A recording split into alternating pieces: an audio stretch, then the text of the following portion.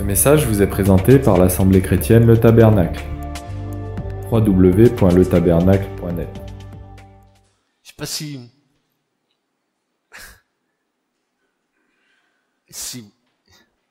vous arrivez à saisir Christ. Ces simples mots qui sont là sont d'une profondeur, d'une puissance, d'une réalité spirituelle tellement grande. Quand il est dit, celui qui est descendu est le même que celui qui est monté au-dessus de tous les cieux, afin qu'il remplisse toutes choses.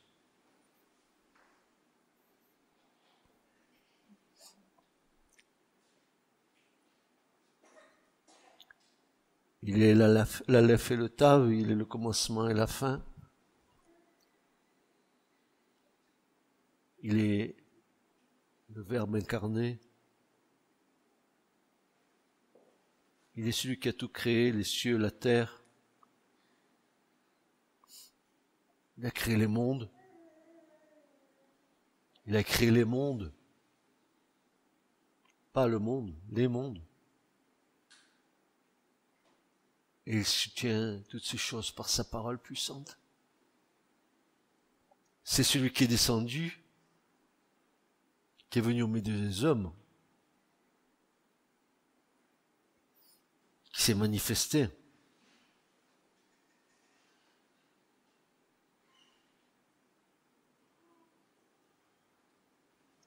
Qui n'avait rien pour attirer notre regard. Homme de douleur, habitué à la souffrance.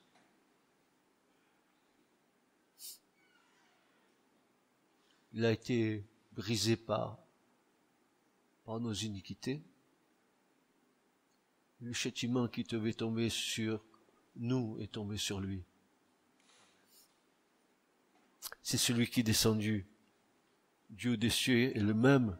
Il est le même que celui qui est monté au-dessus de tous les cieux, afin qu'il remplisse toutes choses.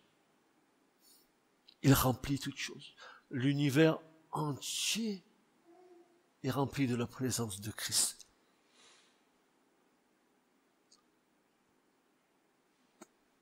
C'est trop puissant pour moi. C'est trop profond, trop. Seul l'Esprit de Dieu peut sonder ces choses-là. La hauteur, la largeur et la profondeur du cœur de Dieu, la science de Dieu, la sagesse de Dieu, l'amour de Dieu, qui peut sonder ces choses.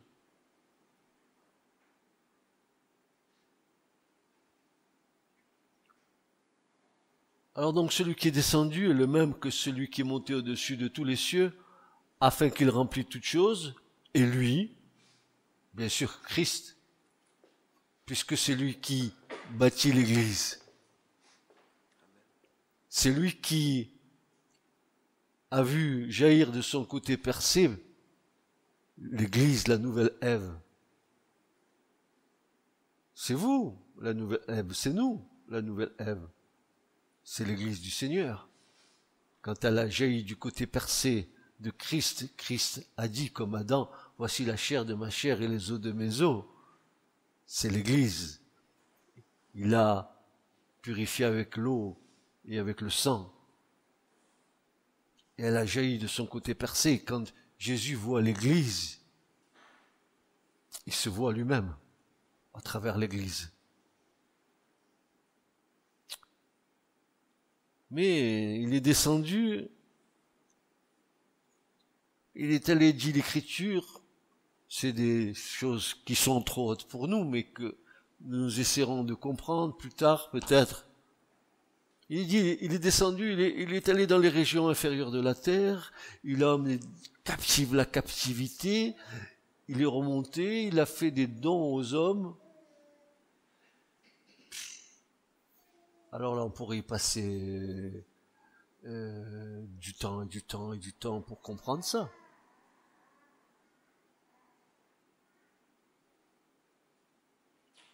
Mais c'est pas pour rien qu'il a fait ça.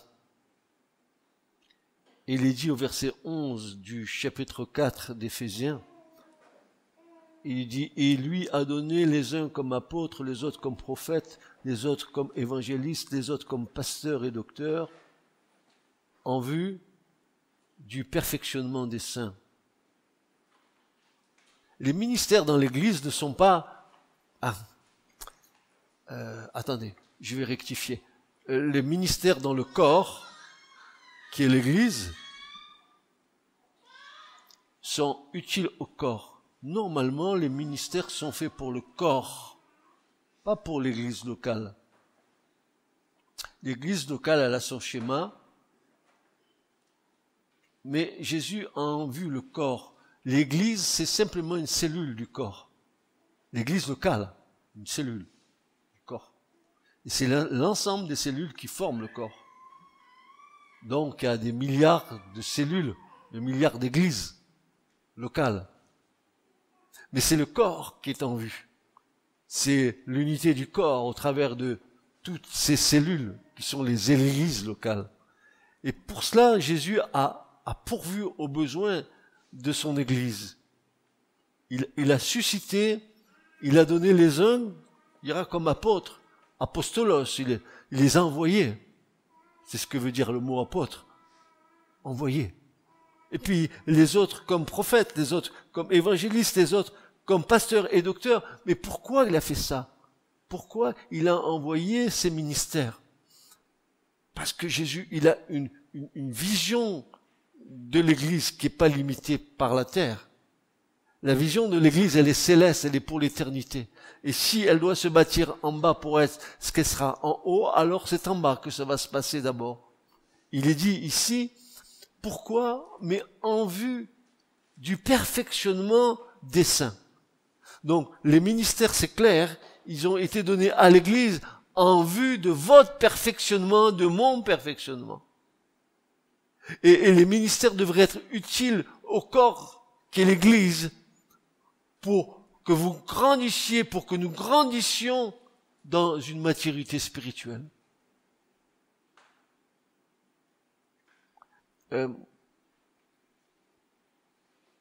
En vue du perfectionnement des saints, pourquoi faire? Pour l'œuvre du service.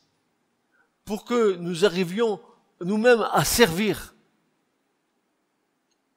Alors, je me pose une question, mais je sais qu'il y a des dons au milieu de nous. Comment ces dons vont-ils se manifester? Et c'est qu'à un moment donné, si on reconnaît que tu as un don, si l'Église reconnaît que tu as un don, alors le but suprême pour toi, c'est d'exercer ton don au service de tes frères et de tes sœurs.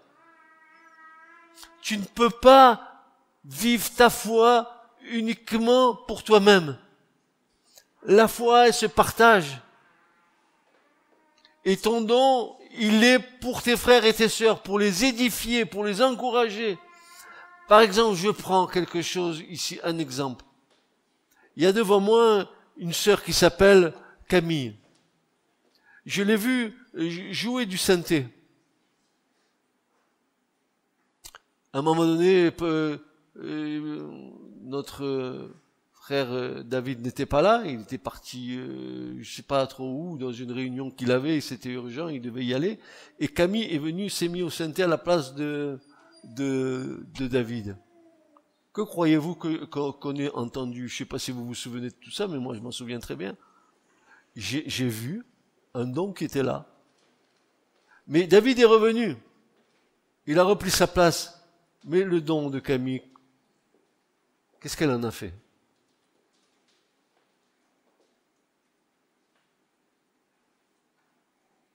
L'a-t-elle mis au service des autres?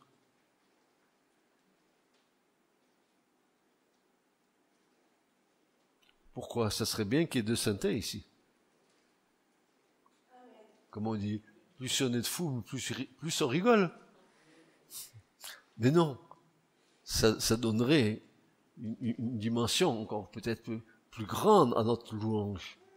Pourquoi se passer des dons que le Seigneur nous accorde? C'est pour ça que l'Écriture nous dit que celui qui exhorte, qu'il exhorte. Que celui qui enseigne, enseigne. Celui qui exerce l'hospitalité, mais qui l'exerce l'hospitalité. Tu ne viens pas dans l'église pour être un consommateur, Tu viens aussi pour donner ce que tu as reçu de Dieu. Sinon, tu vis que pour toi-même. Par exemple, dans le couple, s'il n'y avait pas de partage et d'échange, et que tu vis que pour toi-même, à un moment donné, ça va pas gazer. Donc, il est clair que l'Écriture nous dit que l'Esprit de Dieu nous appelle, n'est-ce pas, à mettre, n'est-ce pas, notre service pour le perfectionnement des saints, pour servir Dieu, pour l'édification du corps de Christ, pour l'édification de l'Église. Moi, je sais pas, quand j'entends une louange, où je vois qu'il y a une harmonie, que le Seigneur il est en train de faire quelque chose au milieu de nous dans la louange, comme ce matin, ce qui se passe, je sais pas comment vous le vivez, mais moi je sais que là il y a quelque chose qui se passe. Mais si tous les dons étaient à leur place, là où ils ont été appelés à donner les choses de la part de Dieu, ça serait une édification extraordinaire pour tout le monde.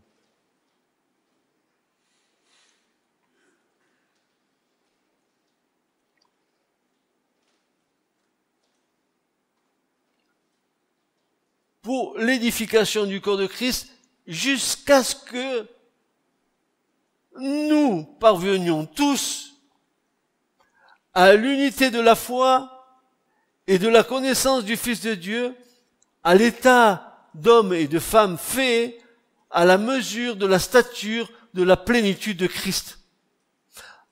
Pourquoi? Pourquoi cette chose? Pourquoi l'édification? Pourquoi le perfectionnement des saints? Pourquoi toutes ces choses? Afin que nous soyons plus de petits enfants, ballottés, emportés çà et là par tout vent de doctrine, dans la tromperie des hommes, dans leur habileté à user de voies détournées pour égarer, mais que étant vrais dans l'amour,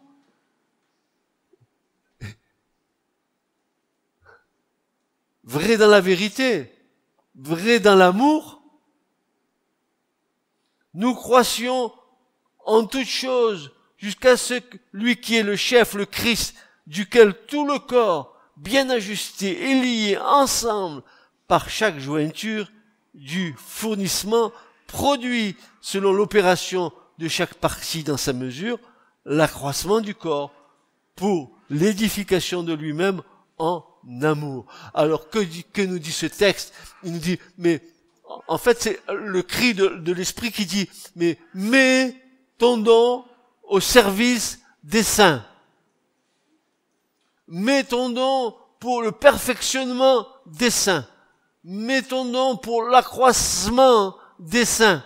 Mets ton don pour le service des saints. Je vous rappelle que nous avons tous reçu quelque chose de Dieu. Malheureusement, l'Église de notre génération, elle est tellement centrée sur le ministère pastoral, si bien que, alors les autres dons ne se manifestent pas. On regarde le pasteur comme quelque chose de bizarre, le super homme de Dieu. Mais un pasteur, c'est comme un homme comme un autre, c'est un frère comme un autre frère. Dieu l'a mis là, d'accord, mais il n'y a pas que le pasteur. Il y a le diacre, il y a l'ancien.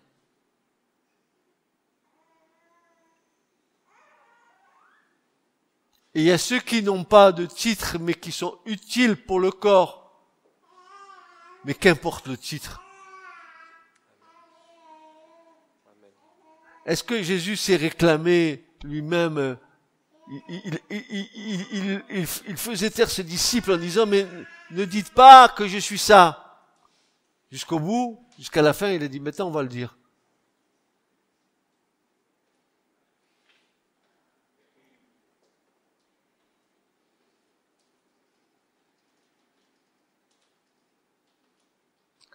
Nous avons trop brimé inconsciemment les dons chez les frères et les sœurs.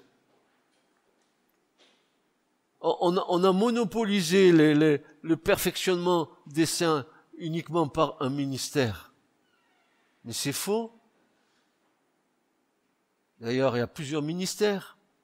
Et c'est là où nous constatons le manque de ressemblance avec le modèle divin. On n'a même pas la notion du corps. Parce que si on avait vraiment cette notion du corps, alors les ministères, ils seraient pour le corps.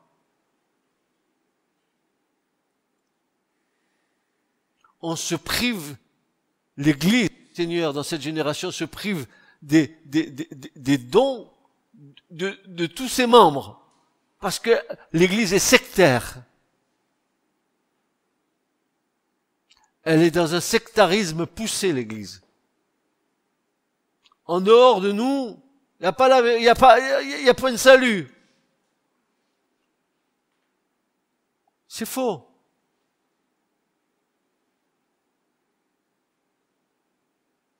Donc, pour ce perfectionnement des saints, pour l'œuvre du service, pour l'édification de l'Église, permettez-moi de vous rappeler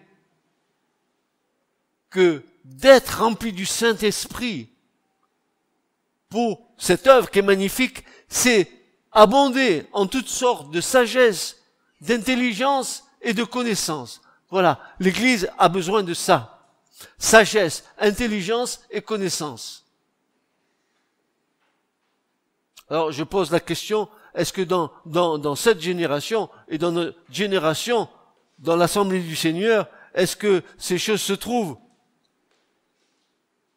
Sans ces trois colonnes, il serait insensé d'utiliser les capacités que Dieu nous a confiées. Pourquoi? Parce que l'intelligence est celle qui appartient à Dieu.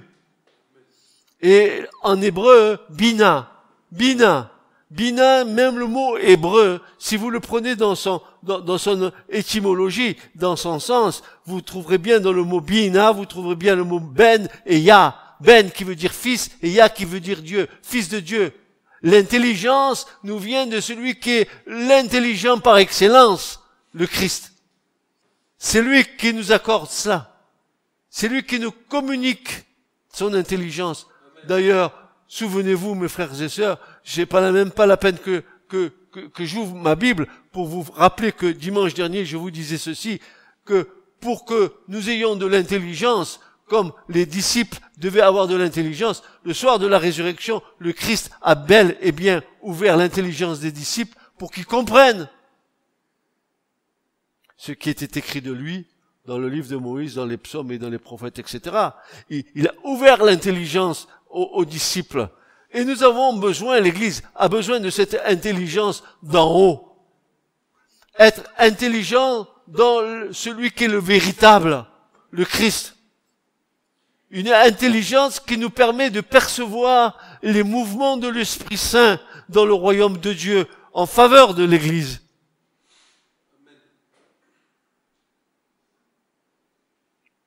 Parce que l'intelligence est celle qui appartient au Fils de Dieu, Bina, et qui nous ouvre notre intelligence. Puis la sagesse, Chorma. Chorma, en hébreu, c'est cette sagesse qui descend d'en haut, qui est premièrement pure, pacifique, modérée, conciliante, pleine de miséricorde et de bons fruits, exempte de toute duplicité. Elle engendre en nous la patience, la maîtrise de soi. Sagesse. L'Église a besoin de ses dons. Elle a besoin de ses colonnes. Elle a besoin de l'intelligence spirituelle. L'intelligence spirituelle qui t'est donnée par le Saint-Esprit, qui va te faire comprendre les choses cachées du royaume. Parce que, écoutez-moi bien, les choses cachées appartiennent à l'Éternel, mais les choses révélées, c'est pour nous. C'est pour nous. C'est pour toi. C'est pour moi. À condition que tu te mettes en connexion profonde avec le Seigneur. Il ouvrira ses mains, il te rassasiera de ses bontés, il te dira, je suis le pain de Dieu, je vais te donner à manger. Tiens, mange. Mais au Seigneur, c'est doux comme du miel ici. Oui, avale, Maintenant, c'est amer dans mes entrailles. Et oui, la parole de Dieu, au départ, elle est bonne. Tu dirais que c'est super, hein? Ah, c'est bon. Et puis tout d'un coup, tu t'aperçois qu'elle est en train de faire son œuvre. Aïe, aïe, aïe, j'ai des coliques. Des coliques spirituelles. Et ensuite, la connaissance. Darat. C'est ce discernement, cette compréhension qui nous viennent de Dieu. Remarquons par ailleurs que le Seigneur sait distribuer selon la mesure de chacun. Ça me plaît. Dieu ne te donnera pas quelque chose que tu ne pourras pas supporter. Tu te rends compte, il est capable de peser les choses pour toi. Il dit, si je t'en donne trop, tu vas délirer. Si je t'en donne peu, c'est pas suffisant parce que je sais que tu as une grosse envie. Mais il faut que je te donne la bonne mesure parce que je sais que tu peux déborder des deux côtés. Comment je vais faire avec toi? Alors voilà ce que le Seigneur dit.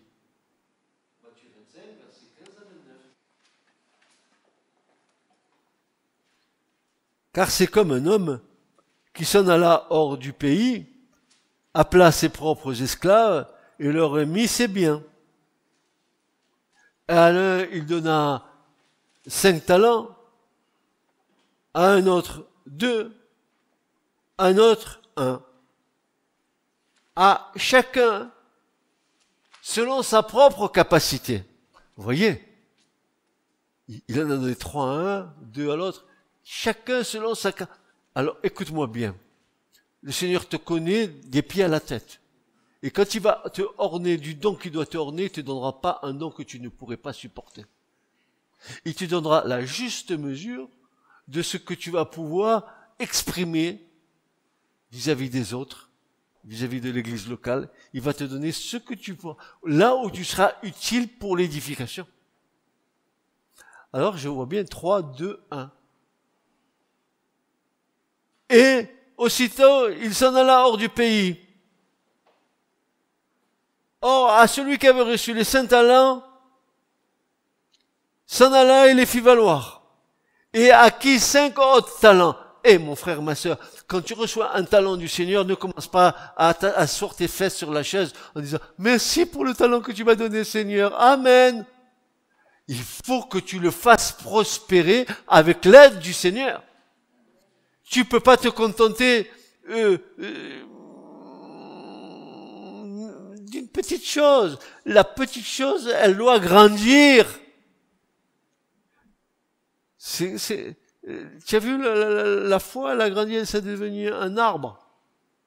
Ça doit grandir.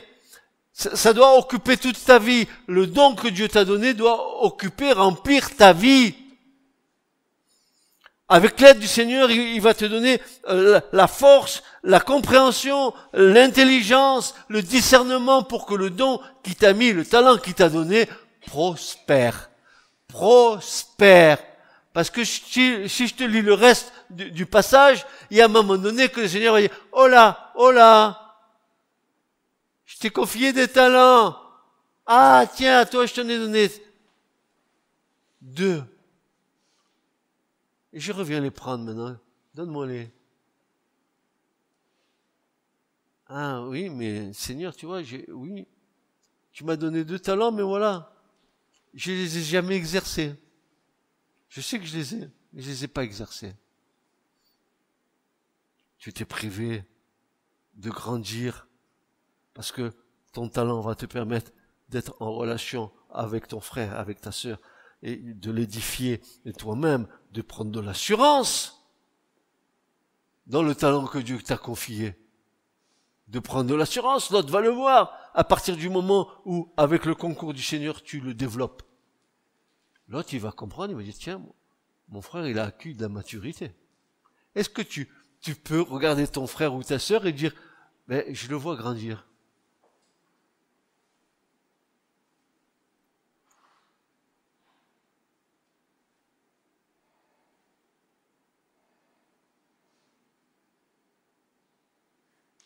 Il y en a un qui dit, mais Seigneur, je vous lis pas tout le passage, vous le lirez à la maison. Il y en a un qui dit, je savais que tu étais un mec dur, j'ai pris le talent, je l'ai enterré, et quand tu reviendras, ben, je le redonnerai. Beaucoup font ça. Pourquoi? Parce que l'Église, elle manque de diversité, elle manque de liberté. L'Église, elle doit se libérer.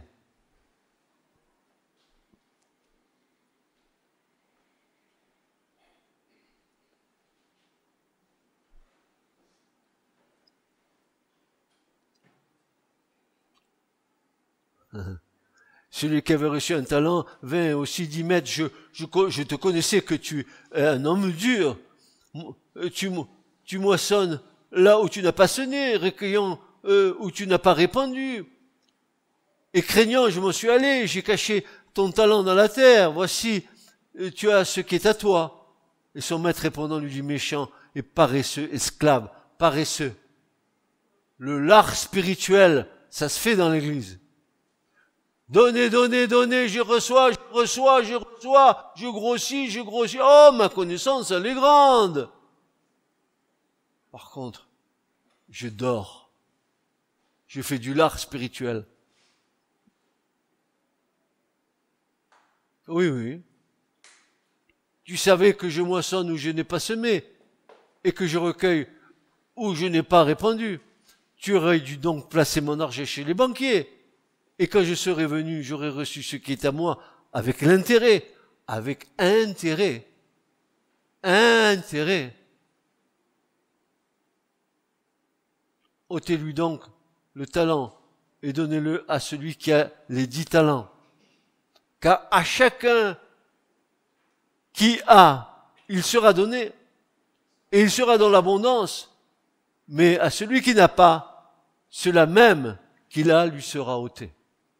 Ah. Attention, attention, Dieu nous a ornés de talents, de dons, de capacités. Nous devons les exercer, les faire fructifier, grandir. Pourquoi faire? En vue du perfectionnement des saints et du service.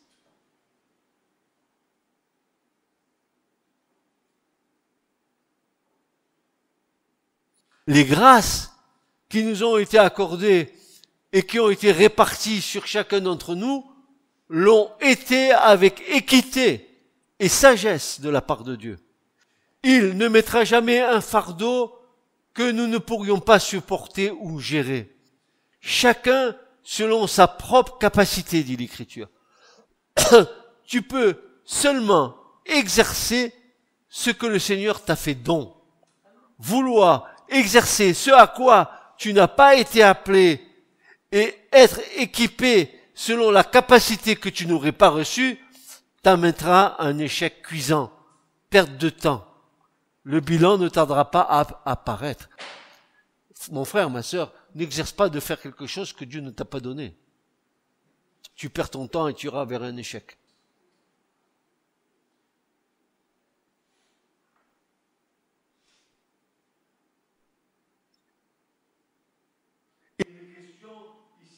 D'être intendant des dons de grâce que le Seigneur nous a confiés. Nous sommes en quelque sorte gestionnaires des biens qui nous ont été confiés.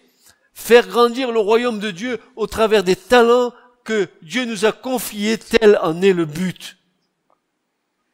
Quel est le royaume, quelle est la représentation du royaume de Dieu sur la terre, frères et sœurs? Vous pouvez me répondre à ça, mais c'est l'Église du Seigneur. L'Église en bas est la représentation du royaume en haut. Et quelle image donnons-nous? Division, cancan, rancune, rancœur, non-pardon.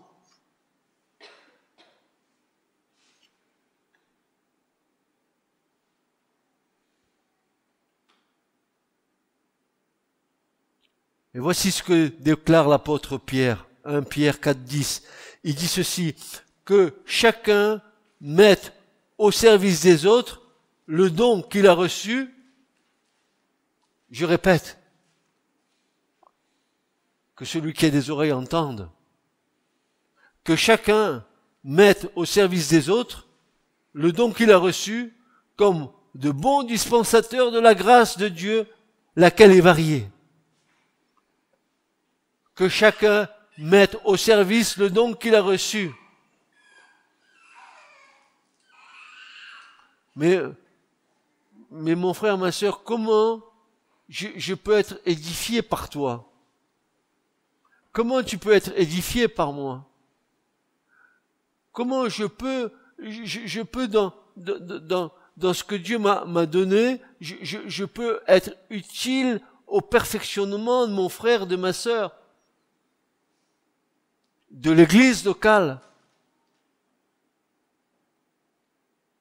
Si je vis dans mon coin et que je suis pas prêt à partager avec l'autre,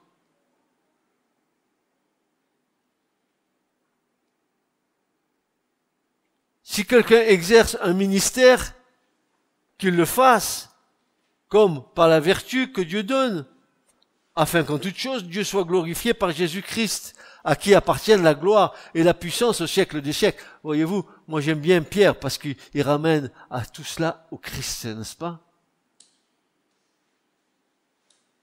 La connaissance de la grâce de Dieu,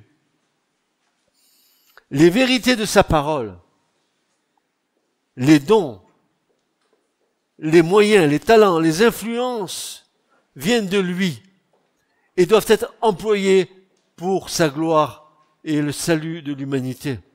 C'est lui et à lui seul, et c'est lui seul qui nous a rendus capables d'être ministres de la nouvelle alliance, de l'alliance renouvelée. C'est lui qui nous a rendus capables, car c'est lui qui a donné à l'Église les dons, les ministères, les dons de grâce. Par le même esprit, il a donné cela à un, cela à l'autre, pour l'édification du corps, pour le bien de chacun d'entre nous, pour que l'Église ait une vision du royaume en haut. Frères et sœurs, quelle vision avons-nous quand nous posons nos yeux sur l'Église du Seigneur sur cette terre et dans notre génération? Il y a de quoi être inquiet.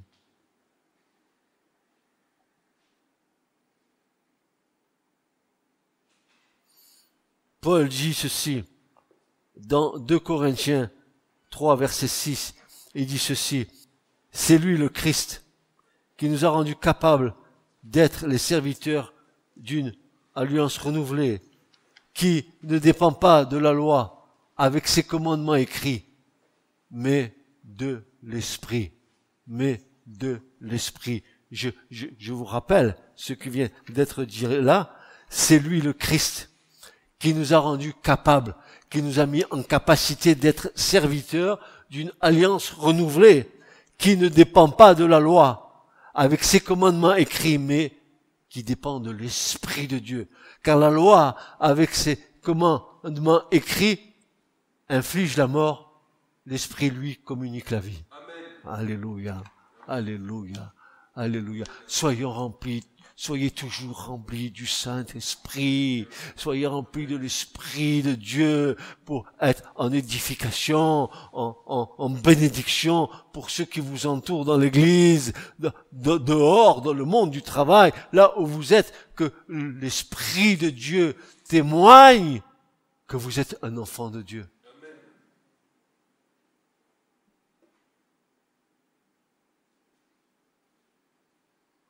Et la plus grande offense que nous pourrions faire à Dieu, qui nous dispense si généreusement ses dons, c'est de les utiliser égoïstement, sans rien lui rendre. C'est le fameux talent. Regardez comme je suis beau, regardez ma connaissance, regardez moi.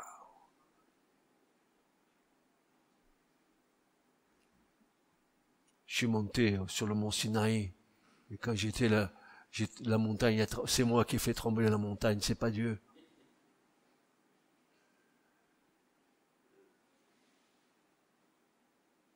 Le Christ est aujourd'hui au ciel, où il nous prépare des demeures. Plus que des demeures en vérité, il nous prépare un véritable royaume. Mais tous ceux qui participeront à ces à ces bénédictions auront été animés de l'esprit de renoncement et de sacrifice du Christ en faveur de leur prochain. Eh oui. Ah, tu vas rentrer dans le... Ah, regarde, tu te rappelles de moi, hein?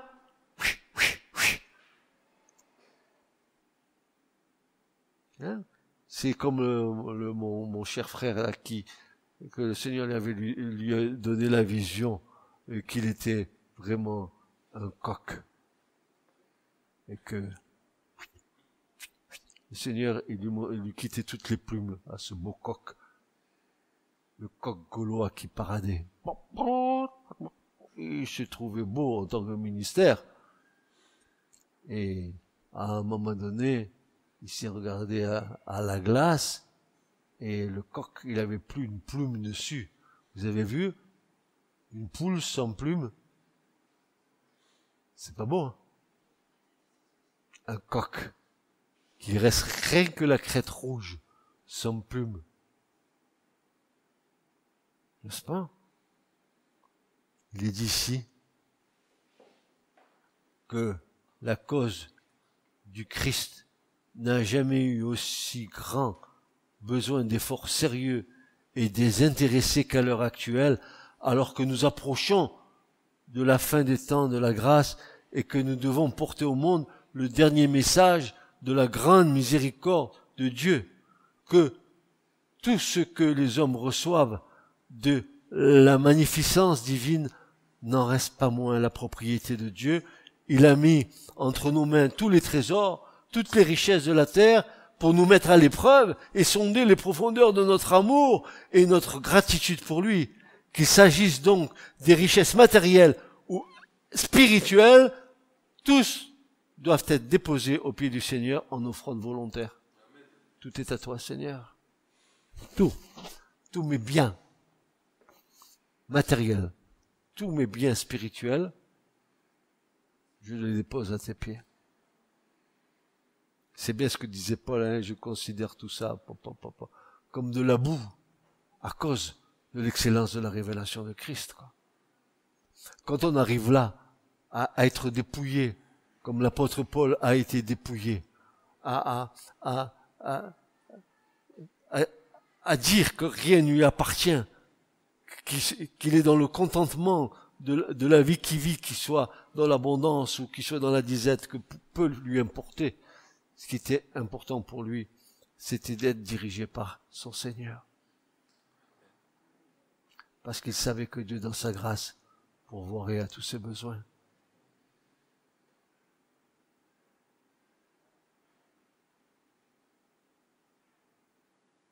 Par un effet de sa libéralité, de sa miséricorde, tout ce que nous rendons à Dieu est placé à notre crédit d'économes fidèles et avisés. Tout ce que nous redonnons à Dieu, c'est la marque d'avoir été un économe fidèle et avisé. Je n'ai pas enterré mon talent, je l'ai mis au bénéfice de mes frères et de mes sœurs.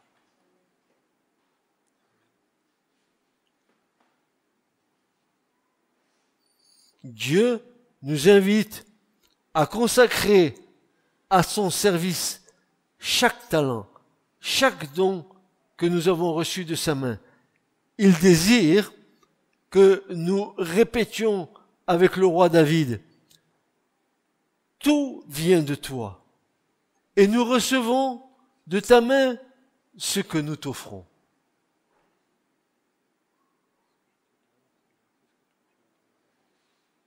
Qu'est-ce que tu donnes à Dieu qui ne t'est pas donné? 1 Chroniques 29, 14.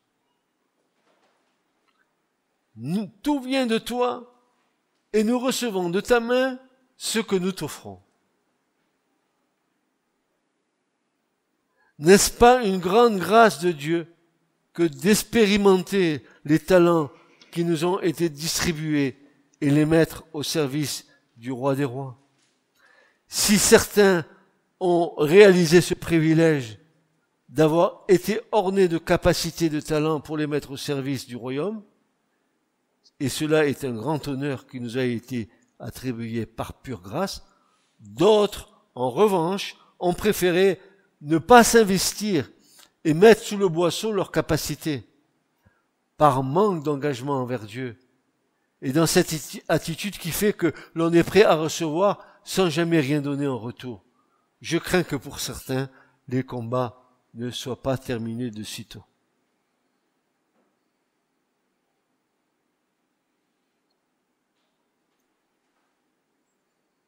Il est question dans ce cas de ne pas trop s'investir. Cela pourrait empiéter sur notre vie personnelle. Nous devons donc planifier nos vies en fonction de nous-mêmes et de Dieu. Quelle funeste erreur! Car il est bien question de rechercher premièrement le royaume de Dieu et la justice de Dieu, et que tout ce nous sera donné par-dessus. Remarquons aussi que ceux qui ont fait fructifier leur talent étaient remplis de sagesse, d'intelligence et de connaissance.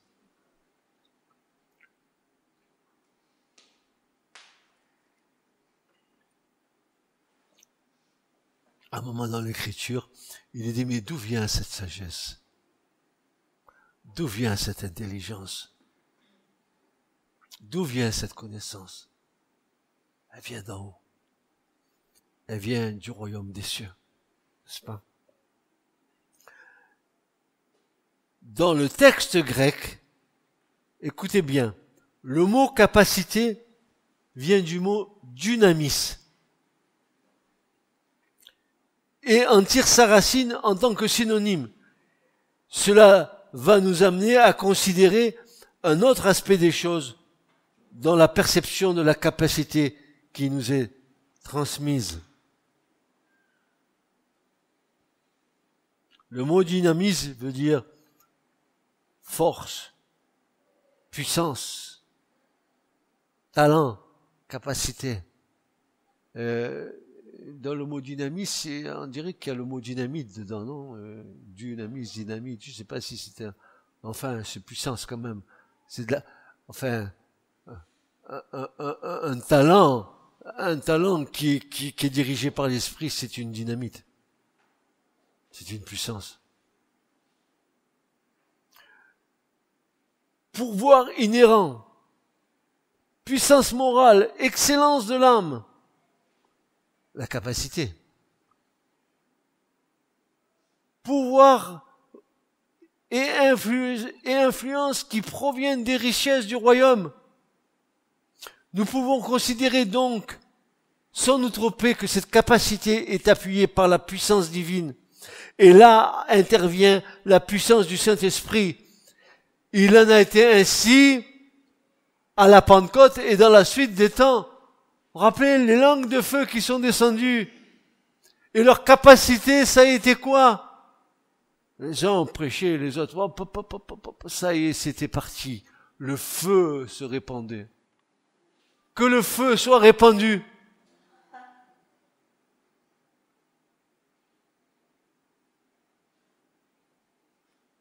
Sans le secours du Saint-Esprit, il serait insensé d'exercer nos talents sans cette onction qui nous qualifie.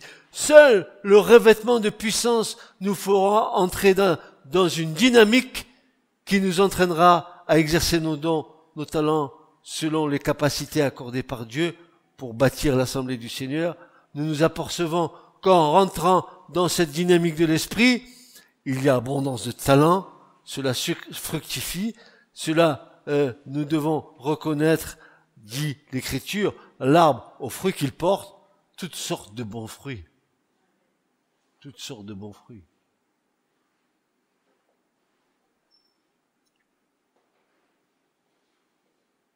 Étant donc les gardiens de ces talents, nous devons en prendre soin et les faire fructifier pour la plus grande gloire du Seigneur. Ceux qui pratiquent ces choses sont appelés fidèles par le Seigneur lui-même. Notre responsabilité est engagée, car ce qui nous a été confié descend du ciel. C'est un don de Dieu, une grâce de Dieu que nous avons reçue. Comme si nous méritions quelque chose, nous méritons rien. Nous méritions que la condamnation. Nous sommes un pur produit de la grâce, que Dieu orne, que Dieu embellit par ses dons, par ses capacités. Que celui qui prie, prie, que celui qui exhorte, exhorte, que celui qui enseigne, enseigne, que celui qui exerce l'hospitalité, exerce l'hospitalité.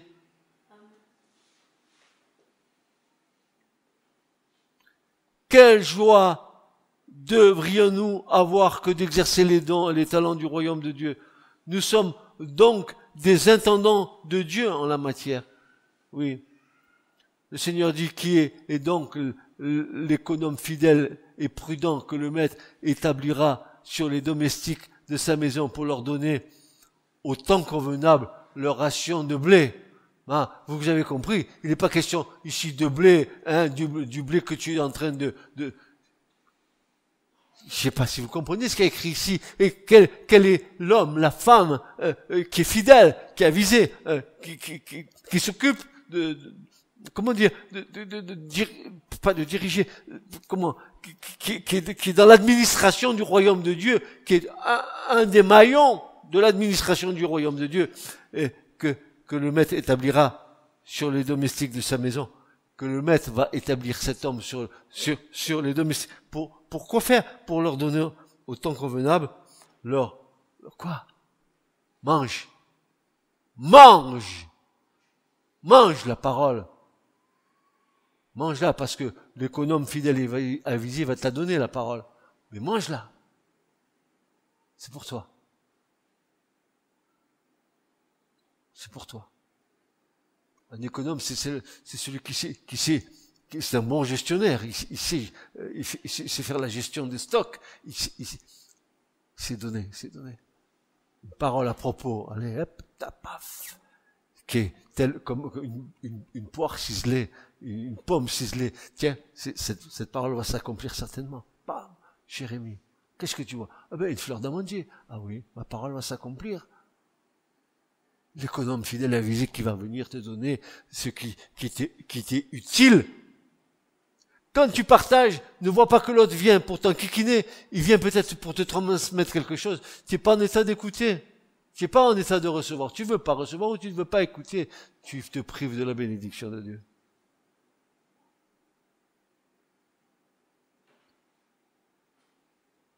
Bienheureux est cet esclave-là que son maître, lorsqu'il viendra, trouvera faisant ainsi.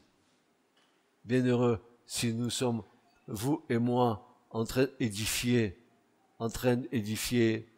et de perfectionner les saints quand le Seigneur reviendra. Vous savez que il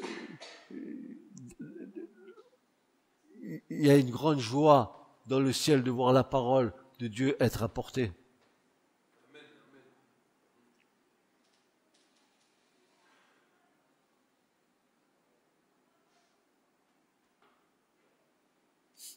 Bienheureux cet esclave-là que son maître, lorsqu'il viendra, trouvera faisant ainsi. Luc 12, versets 42 à 48. Oh, il lui dit, mais si cet esclave-là a dit en son cœur, mon maître tarde à venir, qu'il se mette à battre ses serviteurs et les servantes, et à manger et à boire et à s'enivrer, le maître de cet esclave-là viendra un jour qu'il n'attend pas, une heure qu'il ne sait pas, il le coupera en deux et lui donnera sa part avec les infidèles. Or, à cet esclave qui a connu la volonté de son maître et qui ne s'est pas préparé et qui n'a point fait sa volonté, sera battu de plusieurs coups. Et celui qui ne l'a point connu et qui a fait des choses qui méritent des coups sera abattu de peu de coups. Car à quiconque il aura été beaucoup donné, il sera beaucoup redemandé. Et à celui qui aura été beaucoup confié, il sera plus redemandé. Quant à ceux et celles qui n'exercent point ce qui leur a été confié, nous avons là une conclusion extrêmement sévère de la part du Seigneur. En fait, par leur négligence et leur peu d'enthousiasme à exercer leur talent, ce qui prive des âmes de salut. En finalité, nous réalisons que tout ce que nous pouvons faire de bon aux yeux de Dieu, tout ce qui contribue à l'avancement de son règne, Tout ce qui portera du fruit en vie éternelle, c'est ce que la vie de Jésus aura produit en nous. D'ailleurs, le Seigneur lui-même n'a-t-il pas dit, « Celui qui demeure en moi et en qui je demeure porte beaucoup de fruits, car sans moi, vous ne pouvez rien faire. » Jean 15, 5. Ou encore, je termine par là, par une citation du prophète Zacharie, Zacharie 4, 6, qui dira, « Ni par force, ni par puissance, mais par mon esprit, dit le Seigneur, l'Éternel des armées. » Amen. Ce message vous a été présenté par l'Assemblée chrétienne Le Tabernacle. www.letabernacle.net